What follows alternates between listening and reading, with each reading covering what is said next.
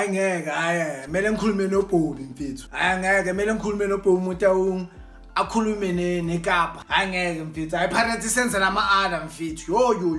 ngama-outfit hayi ngeke ma-gents angeke hayi Pirates senzela ama-order mfethu yo hayi ngeke mfethu yo especially ama-pre-game fits mfethu especially ama-pre-game fits yo hayi ngeke